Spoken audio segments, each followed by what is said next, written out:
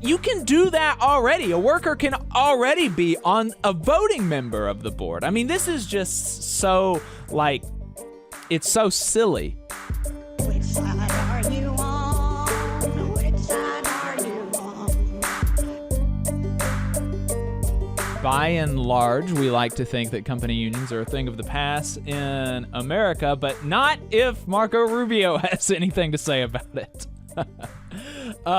And, we've been hearing a lot about the right becoming more pro-worker, that, the right is the real party, the Republicans are the real party of the working class now, right? That's what we hear. I guess in the same sense as, the mafia. There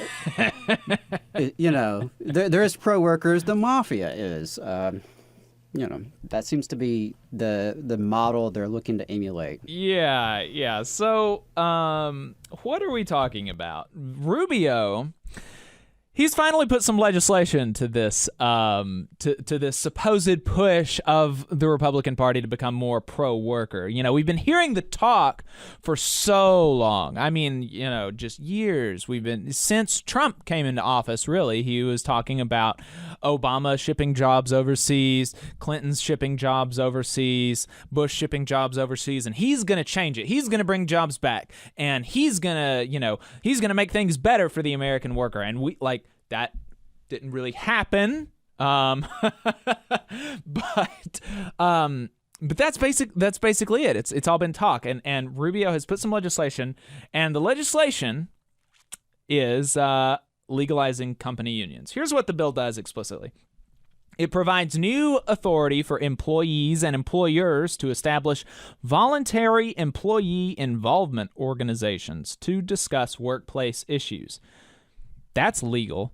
You can, it is already legal to have a suggestion box. And, 3 or 4 of you can go to the suggestion box at the same time if you want. You can copy each other's answers, put it in there. It clarifies that an employee involvement organization, EIO, may be established and dissolved by mutual consent between employers and employees, which means that the employer can dissolve it. It's basically at the will and pleasure of the employee. It is not authorized to engage in or negotiate collective bargaining agreements, which, that's maybe company union is a bit hyperbolic, but still. And it does not preclude employees from forming a labor union.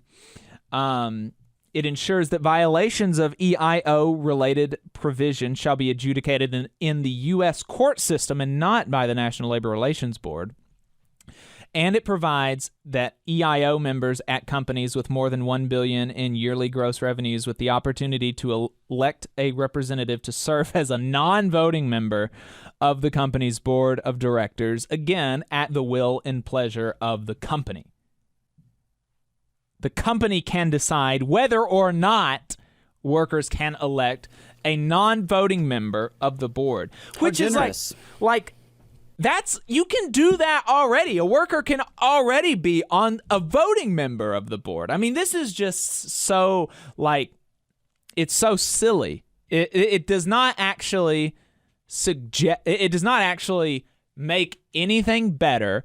It basically either restates the law as it is, or encourages employees to involve themselves in these organizations instead of non-company dominated organizations. Matt Brunig wrote a piece about this in the People's Policy Institute titled, "What is the Point of Marco Rubio's Company Union Bill?" And from here, and quoting from there, he said that that what it does is these employee involvement organizations contemplated by the 2022 TEAM Act, the act is called Teamwork for Employees and Managers, where not simply duplicating existing employee participation programs that are already legal, this act would give employers another union avoidance tool by allowing them to muddy the waters and by allowing them to fend off union organizing drives by setting up their own internal labor organizations. And that's the problem. That's the problem, right? Yeah. It's because I could see I can really picture it now, where you have workers, especially maybe who are new to a workplace. They start looking around, asking some questions. Maybe they have some issues, and the vibe they get is, well, we don't need a union. We've got this. We've got this direct connection. And this reminds me, like, going back to the schools when your principal might set up a leadership team that the principal chose.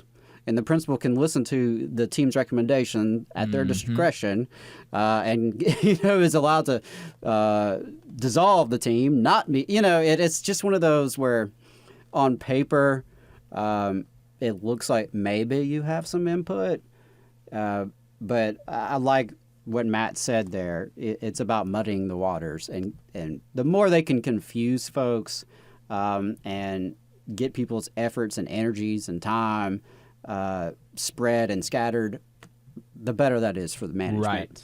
Exactly. And that's the issue with that bill. Support for the Valley Labor Report comes from the International Federation of Professional and Technical Engineers Union. Learn more by visiting www.ifpte.org.